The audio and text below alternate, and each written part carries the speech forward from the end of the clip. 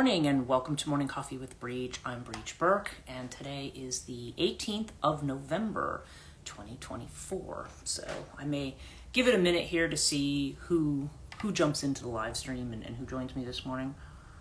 Good morning, Alex.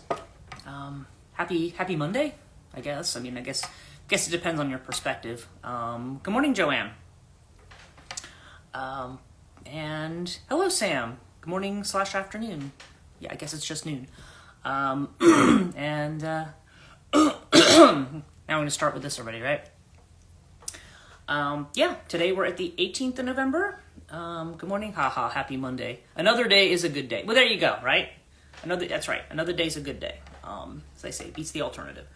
And yeah, it's a nice quiet morning. I know tomorrow's our big day when Pluto moves into Aquarius, so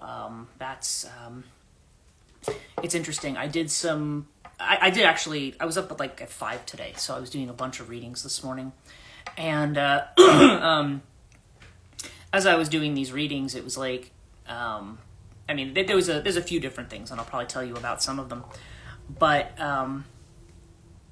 with these readings, it was basically saying right now the energy, this shifting energy. Good morning. The shifting energy that we're seeing here has to do with Pluto. I had my thought and I just lost it here. Oh yeah, that there's a provocation that's going on here. There was a lot of Grand Cross energy, even though I don't know that we're in a Grand Cross formation anymore. And good morning, Sudha. There's this kind of provoking energy right now. Collectively, if you're in the USA, maybe elsewhere too, I don't know. Maybe Sam, I know you're in the UK. If anybody can comment on whether it's that way there as well, but the energy here is just insane. I mean, you walk outside and it's just there's this palpable tension, this rage that comes in, and so I just feel like it's, it's so provoking. I'm tired. Yeah, it's exhausting. Just the energy of the supermoon and everything by itself is exhausting. But what I kind of got, because I kept seeing things about, there's a lot of Saturn-Jupiter playoffs here. It's oddly calm here. That's where I want to be, where you are. It's very calm. That's what I found too, when there was a whole lot of things going on. I was living in Plymouth when, everyone is sleepy. Yeah, and it's almost like there's this, I don't know, there's this, we are heading towards winter, I guess that's fair enough. But I'm seeing this Saturn-Jupiter playoff, and really the Saturn role right now just seems to be, while Saturn is direct now, and I went to commune with the mother. Oh, that's good. That's right, because I think I still have pictures. You were out having a nice hike. I actually had a hike yesterday too, up by the Ringing Rocks in Pennsylvania, which it's really funny. I've always wanted to visit Ringing Rocks Park, but I thought that, oddly enough, it's been like that here outside of news and media. Yes, that's true. Getting super dark and very frosty. Yeah.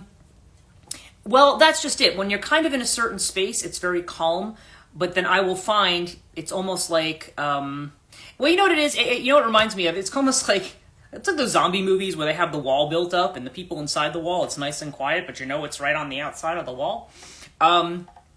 There's just this energy, and of course, I guess just doing the kind of work that I do, both friends, family, clients, whoever, there's a lot of energy here. There's a lot of anxiety about, oh my God, exactly, yeah. There's a lot of energy about being at the crossroads, about how are we going to make changes, how are we going to move into this new space. There's a lot of anxiety about what this is going to entail and about what appears to be coming down the pike. Sudha says, situations have found me, Letha. I'm going to not care and start ignoring. Well, yeah, it's very, there's a lot of things I had a call from my sister last night. It was just kind of, stressful. She's not because she's trying to stress me out, but just because she's stressed out about things. And, just different things that have been going on, that I've been talking to people. Everybody kind of feels okay, I'm uncomfortable and I need to move. And we all, it's funny because when we talk about being in a space of change, we think, oh, okay, good, the old thing's going to end, and now I have a fresh new start. But we never quite think about the way that fresh new start can be very, very unsettling. It can be something that can unseat us and take us out of our comfort zone in a really big kind of a way. So yeah, it's just good morning, Melissa. And that just seems to universally be the thing. Like, everybody is on the edge, and it doesn't always have to be a decision about what's going on in the collective. Though they did say that Chiron keeps coming up with regard to the collective, and I know that the United States is having its Chiron return right now. So that seems to be a lot of a thing. This is the wound that's kind of clearing out. And good morning. And so therefore there's like a ton of rage. You know what I mean? And Azrael, I did a reading this morning, and he had said, how did he put it? He said, you need to apply balance. Polyp is the word. You need to apply balance. Okay? He said, because right now, the phrasing he used in English, in the English translation was, neither the light, which is Olpert, neither the light nor terror, which is Cheofi, neither is crowned right now. So in other words, he's saying that neither the truth, of things, we're not, that's not necessarily winning out, but also the terror that everybody is feeling about changes that are coming. Neither one of those is winning out. He says, because, as he put it, he used the word bagi. Good morning, Jenny. He used the word bagi, meaning there's so much rage. There's so much rage, and he always refers to the earth as Babaj, which is the place, that place south, Babaj. So he said there's so much rage that neither light and truth nor terror, they're both kind of evenly matched. Like neither of them is the winner at this point. So there's people who are fighting the terror. Good morning, Jenny. And then there's people who are, there may be people who are seeing the truth through the situation of what's going on. But he said right now there's like too much noise because there's just a lot of emotion that's coming out. And this is the part of the collective Chiron wound is what was basically what the astrology cards were saying. But this was interesting because there's always, when I do the astrology readings, as you guys know, and I use those cards, there's always a card that represents what's unseen, what you don't see. And the card I got was the Void Moon, which is nothing will come of this situation, right? That's what's hidden. What's hidden is that everybody is really ramped up. Everybody's preparing. It's like almost like we're preparing for battle or civil war. And none of that's going to come. That's what he said. He said that's what people don't know. But this is kind of, but right now everybody's cleaning out. It's like the wound has to be cleared out. So this may be what's provoking that to happen. Alex says, I know why you are trying to move, Brigid, but I don't know how all of these friends and peers plan to move before January, like literally moving to other countries. Well, I mean, it depends on the kind of connections you have and how easy it is, and how much you're willing to give up. Yes, I'm planning to move. January would be too soon, and I don't think there's a need to move by January because, again, he's saying nothing will come of this situation. We're all running around like chickens with our head cut off, but and again, understanding certain developments, and it may even be less about the person who is apparently elected. And more maybe about the people around that person. It feels more like panic. Yes, there's a lot of people who are panicking right now. And again, given certain groups and certain attacks that may have been threatened on certain people, if this is the administration that's in power. And again, there's a lot we could say about that, right? But I try to stay off of that in this live stream because I don't need to stress people out even more about that. Or just kind of get into any kind of too much political discussion, but nonetheless, yes. I mean, the fact does remain that there's people who are saying, "Okay, I got to move." Now, for me, I've been needing to move forever. I'm thinking it's going to be somewhere between March and June, realistically. But I have been told, like, get your butt in gear now. Like, I've been told this is the time to move, and I don't know that that's necessarily a sign that. Remember, Azrael has said, don't be doom and gloom. He keeps saying that to me. Don't be unhappy about what's going on right now. I'm like, well, it's kind of hard not to be. But, he said, don't be unhappy about what's going on right now because he said this is part of the wound clearing itself. This is like this is that energy of reckoning, and there was a lot of South Node energy too. So it's almost like this is this release of what's been before, whatever has been pent, whatever we've been ignoring, and over and over again. And I feel like we keep trying to do things the same old way. I think that was my one concern about, even though the Democratic campaign I thought was run very, very well, my one concern about it, yeah, Alex says that makes sense. My one concern about that was that I feel like it was the same rhetoric, like we're going to go back to government like as it was before, and I'm like, I don't know that that's really what we need to do. I don't think that's what people are looking for. So while it's understood that we don't want to have people like fighting with each other in Congress and nothing getting done and everything being like drawn across party lines, which is ridiculous and exhausting. And, it's just a matter of who can score a point against the other one, which seems to be the way we do politics these days, instead of like, okay, we have differing views and how do we find a compromise that works? Like that way. I understand wanting to return to that way of government if you want to do it that way. But for some reason, there's something about moving into a new way. And so this rhetoric of like, let's go back to kind of the way things were like in the 60s or 70s or something. It just, I don't know. I mean, I don't think anybody actually explicitly said that. But to go back before the Reagan years is what I'm thinking. 2008 was the beginning of the Obama administration. Well, yes, it was, but the 90s were, okay.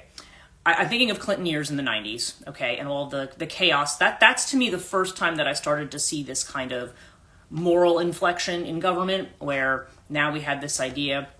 Because I remember when I voted in my very first presidential election in 1992, I really resented the side starting to talk about family values. I said government has nothing to do with that. Like, what people do in their families and in their lives is their own business, and government should stick to governing, to allocating resources and paying the bills and national defense and and yes, to a certain degree having a safety net for people who are paying taxes, because you're paying taxes, and as citizens, you should have infrastructure, you should have a safety net, you should have, there should be things for you for the money that you pay.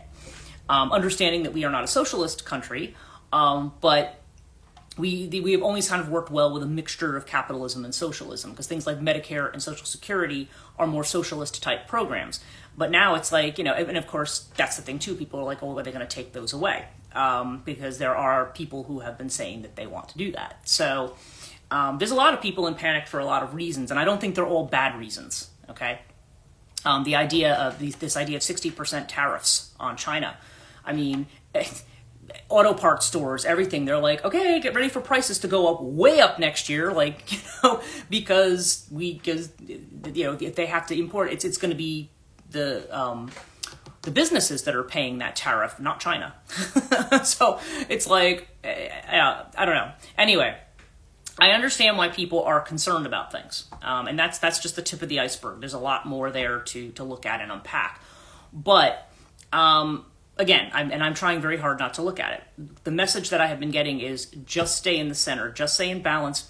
Again, like he's been kind of telling me, at least since before, don't listen to the crazy. Don't listen to everything that's going on right now, because there's so much fury right now. We have not settled down to a point where we're really seeing what is and what's really going to move forward here, or really sitting down to look at, the facts of something. Like, we're not. There's a lot of panic, so the panic kind of has to settle down. And again, I feel like part of this is this Pluto into Aquarius shift, because whenever you have these shifts, Steve Judd did a good video yesterday. The center of the wheel, yes, exactly. And Steve Judd did a video the other day where he was talking about Pluto and Aquarius, and he was talking about the different Pluto shifts and how astrologers interpreted them, right? And the point of his video is that astrologers usually get it wrong. But he does feel that he says, Pluto and Aquarius, he says, Aquarius, in addition to being about technology, that was a great video. Yeah, he did. Oh, so you must, if you watched that one, yeah, he put that one out yesterday. And he reminds us, though, that Aquarius is not just about, we think about it having to do with technology. We often think of Aquarian energy as being more detached, like a friendly energy, but not an emotional one, right? Because it's air. The air tends to be communicative, but not necessarily emotional. But we have to remember, too, that Aquarius is also humanitarian energy as well. So moving us to a space where we care about other people, which is probably why we're seeing this whole thing about coming into harmony. Okay, Sam says, was your full message about this? I was to be an observer and a record. I was given the same message in a dream back in 2020. Well, right now there's a lot that I'm being told to observe for sure. In terms of what I'm doing for it, I don't know that's particularly what he's having me do. What my involvement with it is not clear.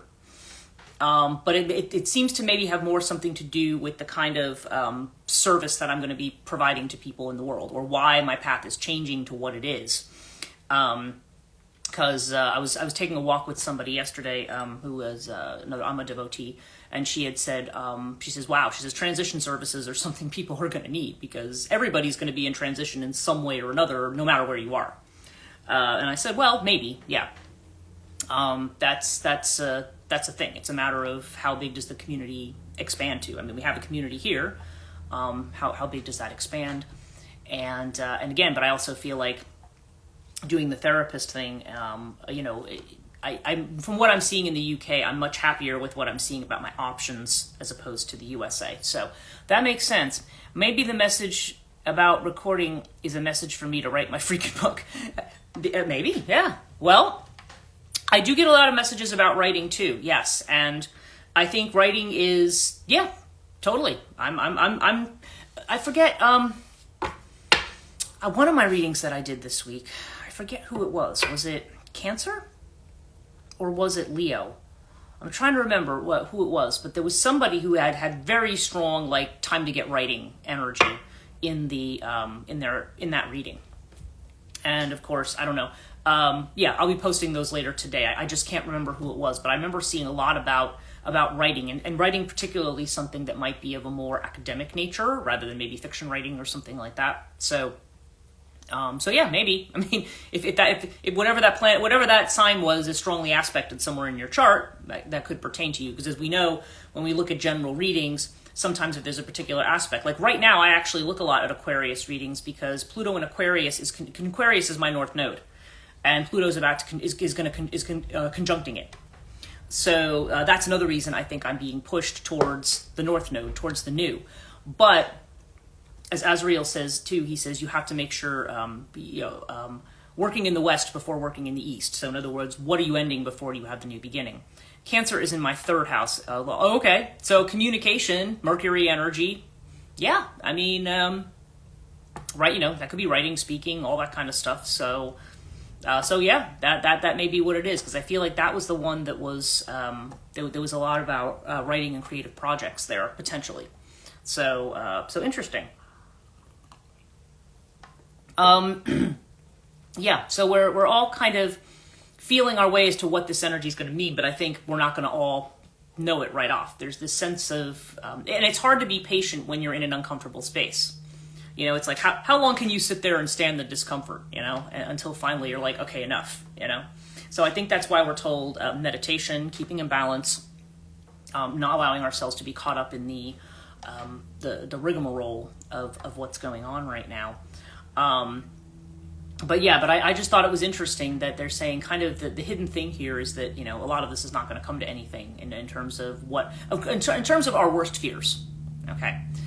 Which I think is good news because, there's a lot of external things that we could be looking at where we could go, this does not bode well. But at the same time, I don't know. It just feels like there's still more to be determined. But right now, it's almost like there's a battle that's raging on some level.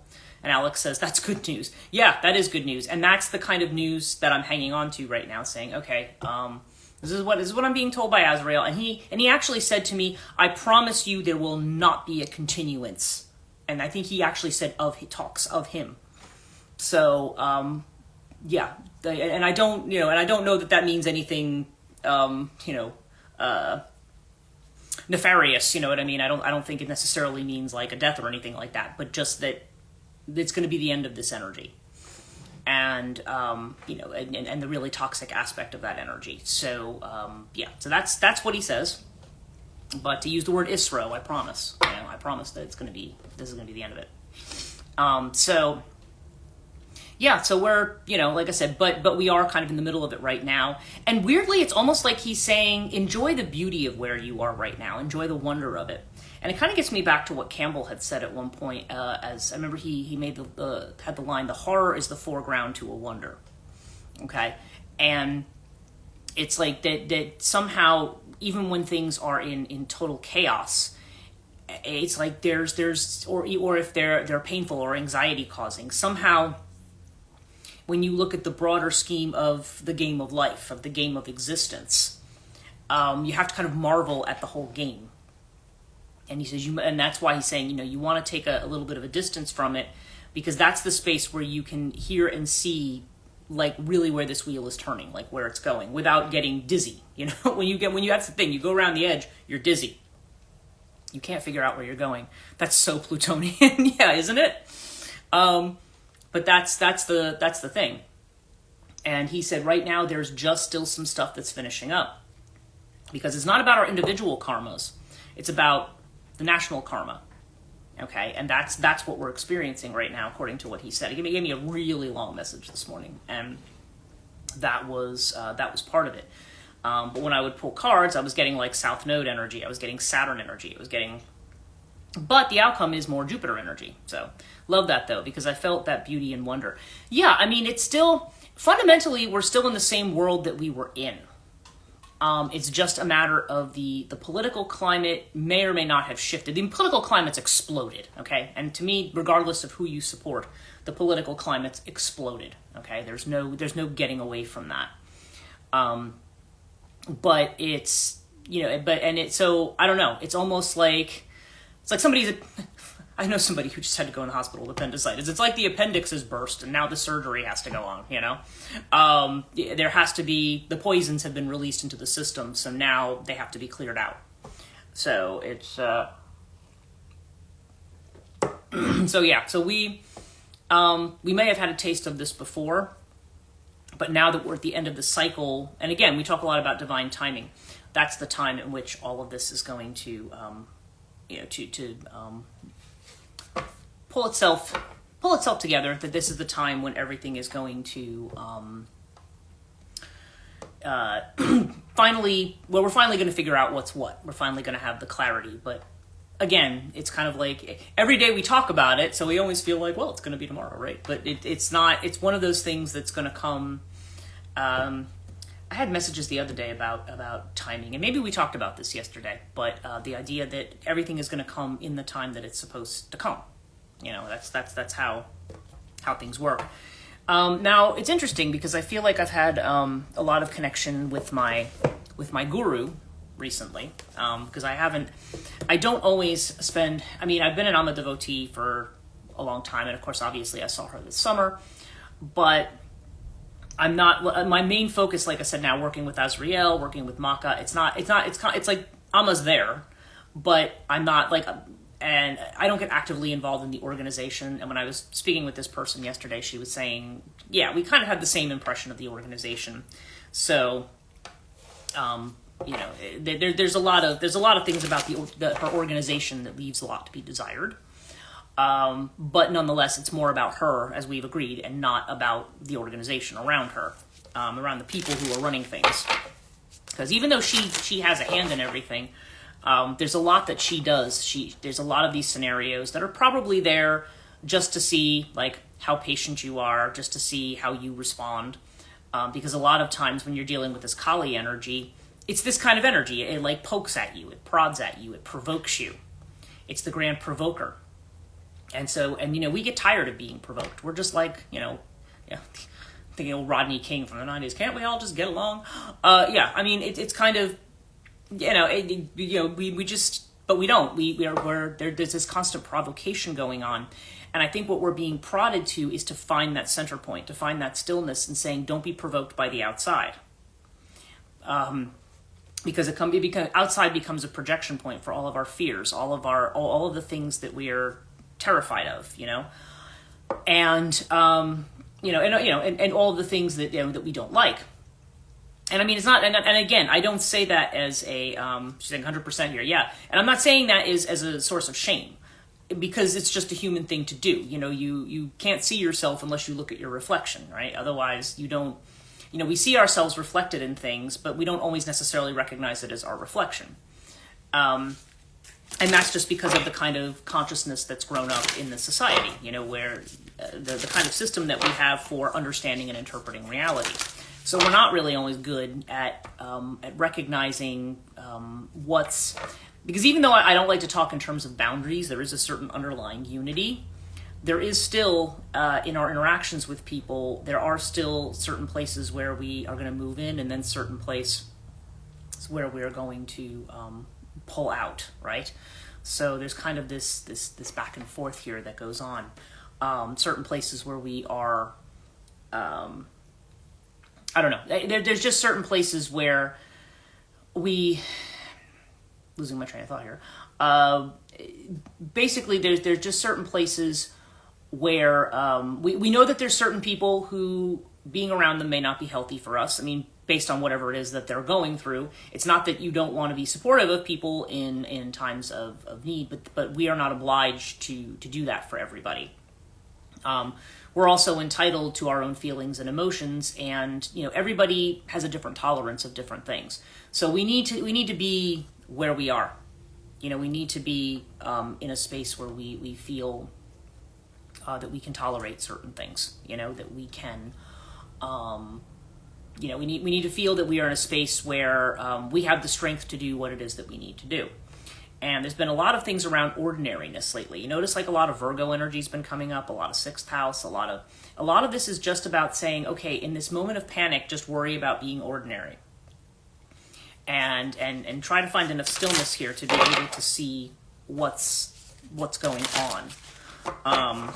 To be able to understand, you know, because again, it sometimes, well, that even from the perspective of Buddhist meditation, there's a lot of times there's the whole chop wood, carry water thing, right? There's the idea that just doing ordinary tasks can be a meditation in and of themselves. So there may be a sense there that this is what we are doing in the middle of all this. There's a lot going on, so it's just kind of like, okay, how do we stay centered and keep on keeping on?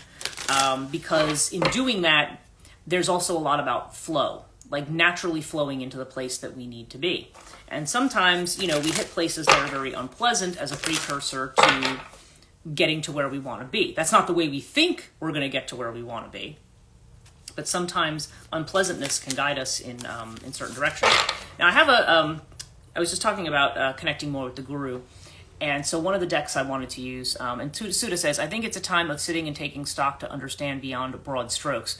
Yeah, well, that's just it. Now it's like we've had the broad strokes, we've had the imagining, the possibilities, and now it's a matter of sitting down and deciding what's possible, right?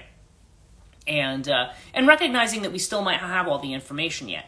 So that's where we need to figure out, like, okay, well, where do I need more information to make my decision, to do what I need to do, and how much do I want to live with the...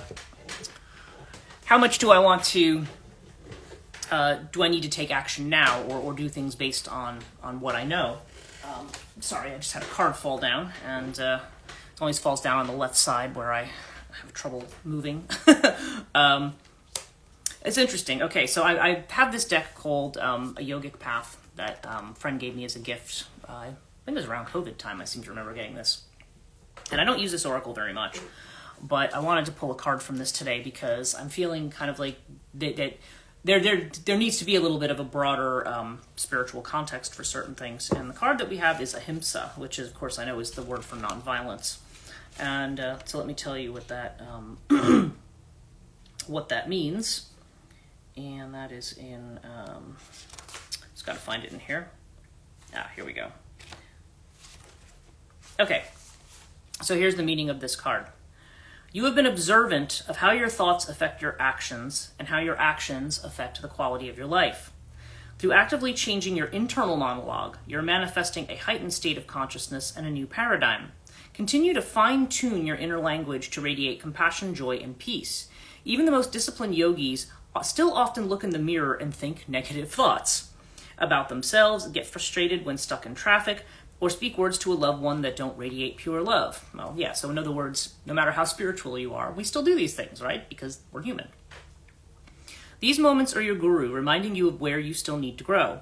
Overcoming your triggers facilitates growth. Each time you feel the voice of negativity come through, sing back to it words of ahimsa, compassion. You'll quickly find these words echoed back by all those that you encounter. That kind of gets to the point that Joanne, I know, makes run now and again, is that, what you put out is what you get back. So that seems to be the reminder there that, it's kind of like be the change you want to see, right? So we have these moments when we feel like that. My only thing about the way that that's expressed is that I don't want people to feel like, oh, I had a bad thought, so now I have to do that. Ahimsa, yes.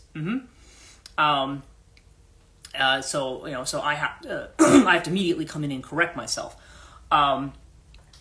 But it's so, because I feel, again, like when there's a wound, the wound has to be cleaned out. Just throwing a Band-Aid over something that's, oozing an infection is not going to fix it, right? But at the same time, that's a space you're in for a while, and then you want to move towards, okay, now that I've cleared that out, now I want to move towards a more balanced thing and projecting what it is that I actually want to get back. Because I did get a card of projections this morning as well. So yeah, that seems to be the card from this for today. And yeah, and we get the card for Samadhi as well. And Samadhi kind of gets back to the point that I was just saying about stillness. Let me read to you what this particular card means. Okay. Have you noticed signs of spiritual progress? Your daily practice has brought you to a place of stillness, and this is where you experience Samadhi, the joining of all aspects of your being, physical, spiritual, mental, and emotional. Samadhi is the deepest level of awareness where you experience supreme bliss, consciousness, and enlightenment. Your human consciousness has become one with cosmic consciousness, and your soul realized that it is far more than a mind and a body. Celebrate the reunion of soul and spirit, for you are a microcosm of the macrocosm. Right, Samadhi is where you're in that space. That's what I talk about when I say being in the middle of the circle. You're at that space where you realize what's kind of radiating around you, and you recognize in that still space that there's, the really kind of unexpressed kind of wonder around that, and that's where the bliss comes from, is just the fact that you're in this place of, I don't know, it's just a profoundly quiet place, and all the noise at the periphery is... it's just part of the sounds of nature in a weird way. And it's not something that we get caught up in, It's kind of like if you go look at a river and you look at the rapids, right? We don't say, we don't necessarily interpret that as violence. I mean, we might want to be careful about, if we were going to go into the water at that point, about being in a place like that. But generally we'll be like, wow, listen to the sound of that. Like when you're in the Samadhi state, it's almost kind of like that. You hear everything going on around you, and it's almost like, wow. It kind of almost feels that way. Like it's just a lot of the noise of nature around you. It's hard to explain. But from that space, that's where you act from a heart that's completely unburdened by your expectations of other people, your judgments of other people. There's definitely a push towards stillness. There's definitely a push towards that. I'm going to do these cards now because we're getting towards, usually around 7:30 is when I try to start readings. So let's see what our reading is for today with the Zen cards. And so yeah, there's this, interesting.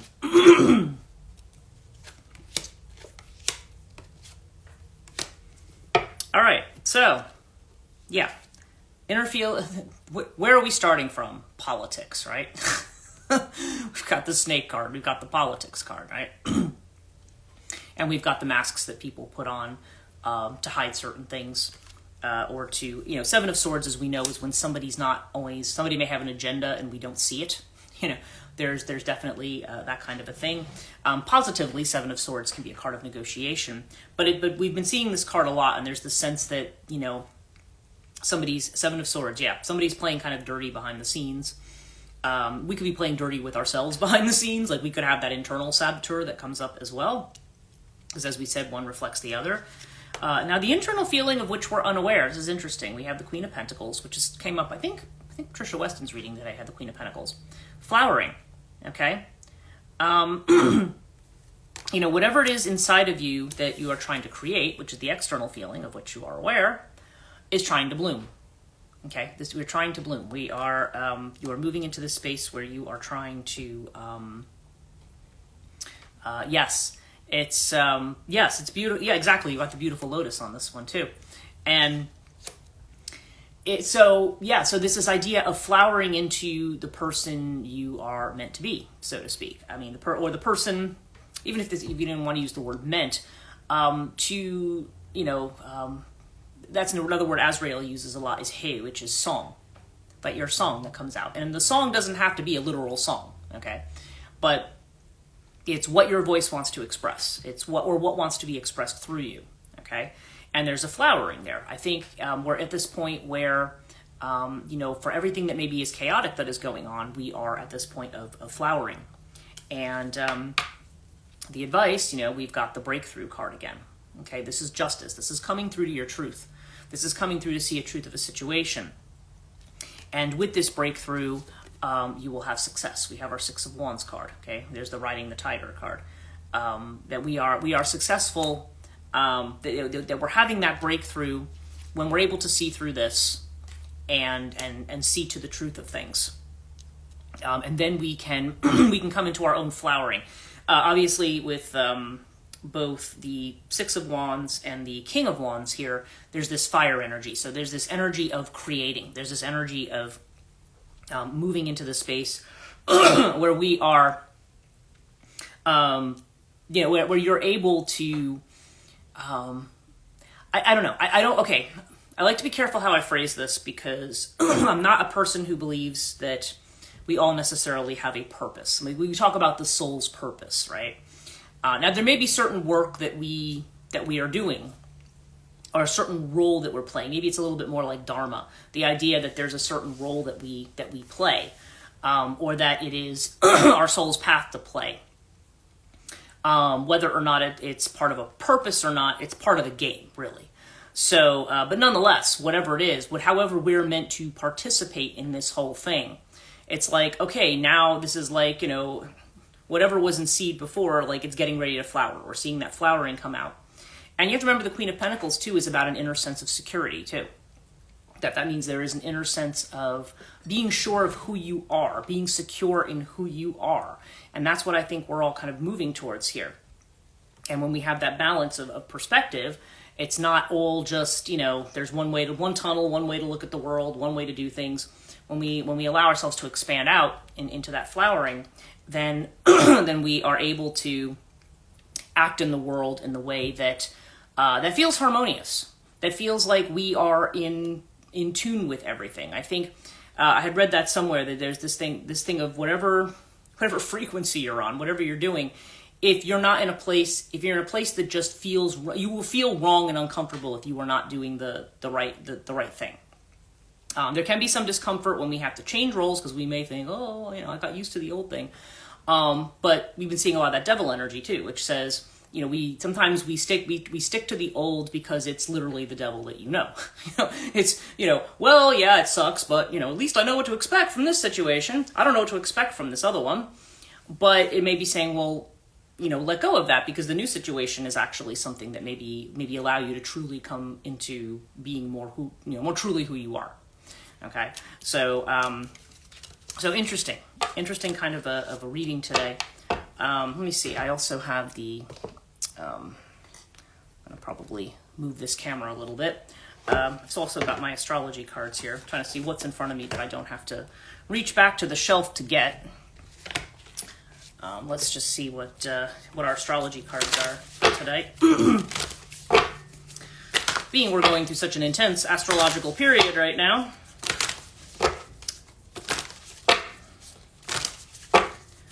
See what we have. Okay, gotta move my coffee cup out of the way, actually. So all I need to do is knock that over. Okay. So our first card here is Taurus. Lots to ponder here, yes. Taurus, let's see what else we got. We got 7th house, partnerships. Okay, so this is Libra energy. So feeling secure in partnership, in connection with other people, right? That's our first things. How do we find that security? What are our values? Okay, because Taurus is also about what we value.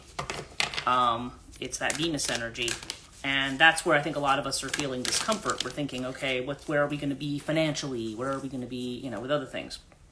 Now, here's what's hidden is the Leo energy. And again, that's kind of the King of Wands energy, right? It's this fiery energy, I will. And so and that's actually also an inner joy. Leo is actually a sign that has a lot to do with joy, with recognition, with creativity. This is what we're not seeing. The advice card, we have 8th house, okay? Endings and beginnings. That's that scorpionic energy. So it's saying, recognize that something is coming to an end, but as something comes to an end, something begins, because it's the card of both. And our ultimate outcome card is Mercury, is mine. So that's interesting. Sam was saying, maybe there's this book in you. Yeah, there's your Mercury there, right? So yeah, I think a lot of this is just how the mind is trying to connect with or process a lot of what's going on here. So if we're going to manifest it, there may be that there's a lot of thought going on right now. And it's also Mercury. I feel like there also could be a need for a certain degree to Gemini, right? Gemini, yes, Gemini is ruled by Mercury. There are other signs ruled by Mercury as well. I'm trying to, and off the top of my head, Gemini is the most obvious one. But I know there's other signs that are, I'm trying to think, is Virgo ruled by Mercury? I think that it might be. But yes, Virgo, thank you. Yep, that's what I thought. I was like, okay. I was like, yep, I got that right. Okay. But thank you, yes, because I just couldn't, I was like thinking, yeah, I think it is Virgo. For some reason, because Virgo's the Virgin, you want to say, you want to think like Venus, because you think of that kind of energy, but it's actually Mercury. Yeah. So yeah, you've got this. Yeah, it rules Gemini and it rules Virgo, and so yeah, with Mercury here, there may be a need to I don't know. Mercury's about communication, about putting things into words. We are about to enter Mercury retrograde in another week or so, about 8 days. Same. Thank you. Same. Yep. And yeah, it's. So yeah, so we're very much, I don't know, there's going to be the way in which this finally finds its way to expression, whatever that expression is. It might be writing, it could be through speaking, could be through some other way that voice is expressed or communication is expressed. But, so I don't know, if there's an ending that's coming, if this is going to be the outcome, then it suggests to me that there's something that's going to be communicated, okay? There are going to be communications, but yeah, it's definitely a time where we need to think about how we communicate and what's being communicated to us. And also maybe just to communicate, because I feel like part of what's going on here is that people are not communicating. They just hate each other and not talking to each other anymore. So, so I don't know. It feels like there's going to be a negotiation of something. So we are coming into a space of joy and connection. But right now there's an ending going on. Okay. And Alex says, interesting times to be objective and just be. Yeah, well, that's it. Just trying to just do the regular thing. And stillness seems to be something that's really being pushed and promoted right now. I know I've talked about how my own name given me by Alma means stillness. But it isn't just about me and my path. I think it's generally a good thing for everybody, because if you experience even a moment of stillness, it really can change your entire life. It makes you look at things differently, and it doesn't mean your life is now automatically free from stress and all that kind of stuff, because it most certainly isn't. But by the same token, your worldview on it, your perspective on it becomes different. So that's why I always think it's good to move towards that. That's why I still recommend that. I know I posted something about it a long time ago. Alex says, I'm going to clean out my closet today. Woke up wanting to get rid of stuff and things hanging about. Virgo energy. Yeah, well, exactly. Well, it's funny. I'm actually going to call and rent a dumpster today, because I'm going like nuclear on clearing everything out. Sam says, maybe this is your time to lead us in stillness while mastering it. I could see that. Maybe. Now the best way I know to, as a technique to achieve stillness is through the integrated Amrita meditation. And I'm sure there are other techniques too. I'm sure that's not the only one, but that one I know really works. And, good morning. And so that's the one that I absolutely know works, but I am not allowed to teach people that because I'm not authorized. They had a whole bunch of people that they authorized initially when they started doing it, and then I think they realized that was not a great idea because not everybody. First of all, a lot of people who were being authorized then weren't doing it. Good morning. But then, not only were they not doing it, but I know I worked in. Need to add that to my to-do list. Yeah, integrated and actually, Suda, for you, I would take the IM35.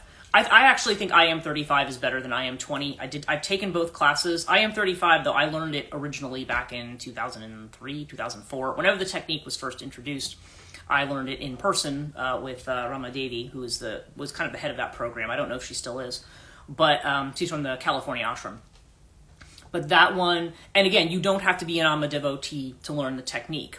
They said if you're somebody who's totally secular and has no spiritual connections, then those are the people they recommend IM20 for. But I just find IM20, there's certain things about it, IM35, yes, that there's something about IM20 that I think it's a little harder to do for people who have trouble focusing, is my opinion. Now, I think the IM35 has more to it in terms of allowing you to focus. So, but I don't know, but we'll see. But I know I got the MasterCard for myself this morning, so I'm like, oh, okay. I'm definitely, and even Azrael this morning, he says, apply balance to yourself. And it does. I mean, no matter what state of mind you're in, if you start your day with IM35, or probably what I'm going to do today is I didn't get to do it when I first woke up, and you're not supposed to. There's a lot of rules around it. Like you don't eat or drink like an hour beforehand. Because of the Shakti, you want to don't want to and then you don't eat or drink for, I think it's like, well, if IM35, it's 10 minutes after you don't eat or drink anything or talk. So that's the thing with that, and that's part of the reason too that I find that I don't do it, because if it doesn't fit into my schedule quite right, or I'll be like, I just had coffee this morning, so I can't do it yet, so it's that kind of thing. Okay, good to know, plan accordingly. Yeah, IM is just really, when you go through it and when you make a habit out of it, it's like literally, I feel like no matter what mood I'm in, as soon as I do it, it's like everything is just, I'm just on the level.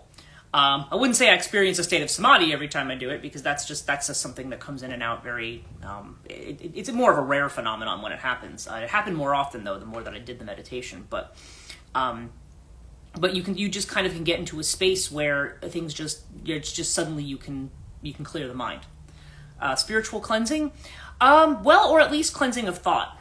If you're trying to detach from thought, and again, you'll find that when you do that meditation, that you're going to go through moments where you are, like any meditation, where if there is a technique or something, and I'm not allowed to tell anybody anything about the technique, but in a lot of these techniques, there are techniques for stilling the mind, and you will find that your mind is still running at 800 miles an hour. And then people get very frustrated with themselves and say, oh, I'm not doing it right. Well, you just keep practicing. It's like anything. You keep practicing, and eventually, I think Phil was actually good when he was talking about this with playing guitar. He's like it's muscle memory. Eventually, you just kind of get used to it, and to a certain degree, that's. I mean, it's not, maybe it's a spiritual muscle, but it's a good way to look at it. The more you exercise it, the easier it becomes. So it is good to kind of do that every day, and eventually you get to that point where when it's part of your daily routine and your habit. And then, you make time for it, and then, you can find that, and again, it doesn't automatically make your world perfect, but it does allow you to kind of see things with, and to feel, less detached from the kinds of things that we have, from other people, when we feel like we're maybe attacked by other people, or feel that the external world is pressing in. I feel like I am really kind of helps. It really works for kind of really doing the centering thing. I've practiced a lot of different things, middle pillar rituals, things like that, and I just find that this is, it was designed by Amma, and it works really, really well. So anyway, that's my little tidbit for today. Anybody can reach out to me if you don't remember. Basically, you go to amma.org, if you want to find this, and then just look up I am meditation. And when you look that up, it'll direct you to the I am page. I forget what subpage it's on, but then you can find it, and then there'll be a schedule, and all the classes are free, and they're all online. They're all in California, so it's going to be Pacific time that they're listing them in. And they do have, like, there's some of them are all day classes, but they usually try to offer them on weekends and stuff. So, yeah, so just so you know, they never charge for it, because Amma has said, no, we don't take any money for it. But she wants authorized teachers teaching it. And I understand that, because you don't want somebody to teach you something that's wrong. So, you want to be doing it right. So, yeah. So anyway, yeah. So that's it for me. Great information. Thanks so much. Wishing everyone a great day. Yes, exactly. We're done. And yeah, the garbage truck is here picking up my garbage. I don't know what's taking them so long, but okay. Anyway, yes, everybody have a great day. You're welcome. And I'll be on again at noon. So if anybody wants to join me then for the Catonia live stream, not sure what I'm covering yet, but I'll be back for that as well. Have a great day. And yeah, we'll see you tomorrow morning. Take care.